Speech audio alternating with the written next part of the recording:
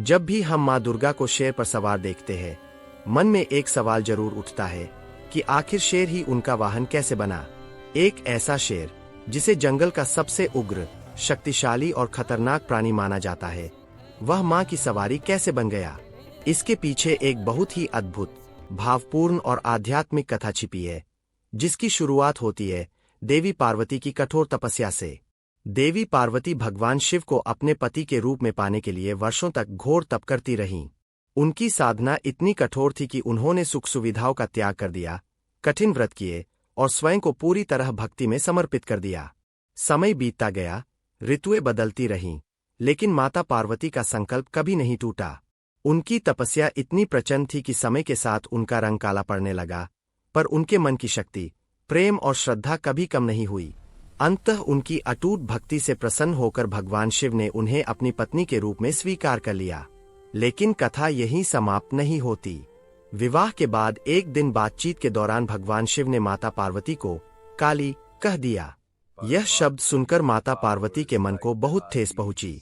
यह केवल एक संबोधन नहीं था, बल्कि उन्हें अपने उस कठोर तप और संघर्ष की याद दिलाने वाला शब्द बन गया। उन्होंने कोई क्रोध प्रकट नहीं किया, कोई विवाद नहीं किया, लेकिन वे भीतर से आहत हो गईं। मौन भाव से उन्होंने फिर से तपस्या करने का निश्चय किया और वन की ओर चली गईं।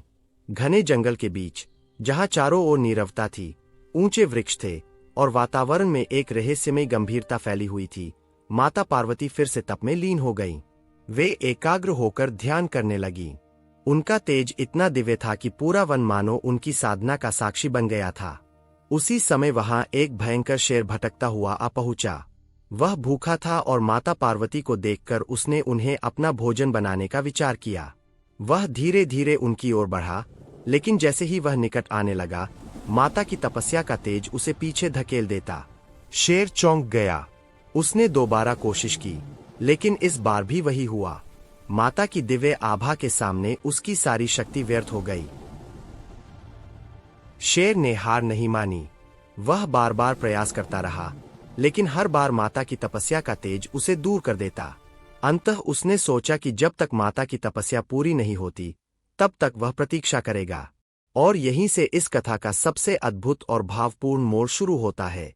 दिन बीत गए, फिर महीने गुजर गए, और देखते ही देखते साल भी निकल गए। शेर वहीं बैठा रहा।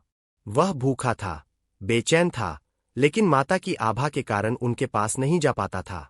धीरे धीरे उसका क्रोध शांत होने लगा। उसका हिंसक स्वभाव मानो धैर्य में बदलने लगा। वह एक कोने में बैठा रहता, माता को देखता और प्रतीक्षा करता। अब वह केवल एक शिकारी नहीं रह गया था। ऐसा लगने लगा था मानो वह भी माता की तपस्या का मौन सहभागी बन चुका हो। आखिर वह समय आया जब माता पार्वती की कठोर साधना से प्रसन्न होकर भगवान शिव फिर प्रकट हुए। दिव्य प्रकाश से वातावरण भर गया। भगवान शिव ने माता से कहा, देवी, मैं तुमसे प्रसन्न हूं, वर मांगो। माता पार्वती ने विनम्र भाव से कहा, प्रभु, मुझे पहले जैसा अपना गौर वर्ण वापस चाहिए। भगवान शिव ने तुरंत उन्हें यह वरदान दे दिया। वरदान मिलने के बाद माता पार्वती स्नान करने चली गईं, और तभी एक अद्भुत चमत्कार हुआ। स्नान के समय उनके शरीर से निकला काला तेज एक नई देवी के रूप में प्रकट हुआ, जिनका नाम कौशिकी पड़ा। उसी क्षण माता पार्वती का स्वरूप फिर से उज्ज्वल, निर्मल और गौर हो गया। तभी से वे मां गौरी के नाम से भी पूजी जाने लगीं।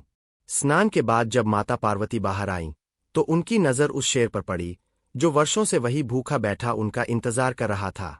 वह अब पहले जैसा उग्र नहीं दिखता था।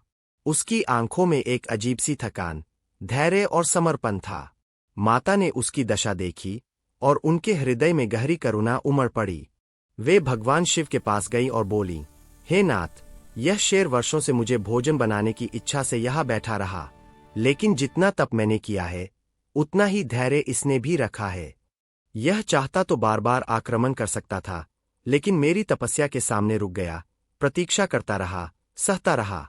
इसने भी मानो मेरे साथ तपस्या की है, इसलिए इसे दंड नहीं, आशीर्वाद मिलना चाहिए। कृपा करके इसे मेरी सवारी बना दीजिए। माता पार्वती के मुख से निकली यह करुणा, यह न्याय और यह दया देखकर भगवान शिव अत्यंत प्रसन्न हुए। उन्होंने उसी क्षण उस शेर को वरदान दिया कि आज से वह माता का वाहन बनेगा। बस तभी से वह शेर, जो कभी माता को अपना भोजन बनाना चाहता था, उनकी कृपा, धैर्य और दिव्य शक्ति से पूरी तरह बदल गया और उनका पवित्र वाहन बन गया। जिस शेर के मन में पहले हिंसा और भक्षण की भावना थी, वही आगे चलकर माता की सेवा, शक्ति और संरक्षण का प्रतीक बन गया। माता जब उस शेर पर सवार हुई, तो वह दृश्य केवल एक देवी और उनके वाहन का नहीं था, बल्कि करुणा की उस महान शक्ति का था जो क्रूरता को भी भक्ति में बदल देती है। तभी से माता शेर पर विराजमान होकर मां शेरावाली, मां गौरी और आगे चलकर मां दुर्गा के रूप में संपूर्ण संसार में पूजी जाने लगी। यह कथा केवल शेर के वाहन बनने की नहीं है। यह कथा बताती है कि माता की कृपा से हिंसा भी शांति में बदल सकती है, क्रूरता भी समर्पण में बदल सकती है, और जो जीव भक्षण करने आता है, वही मां की छत्र छाया में पवित्र बन सकता है। मेरी प्यारी मैजिक माइंड फैमिली, आप सभी हमें जरूर बताएं कि आपको ये कहानी कैसी लगी, और अगर आप भी माता के सच्चे भक्त हैं, तो चैनल को सब्सक्राइब करके वीडियो को लाइक जरूर कर दें। माता रानी सदा आप सभी पर अपनी कृपा बनाए रखें। आपके कीमती समय और प्यार के लिए बहुत बहुत धन्यवाद।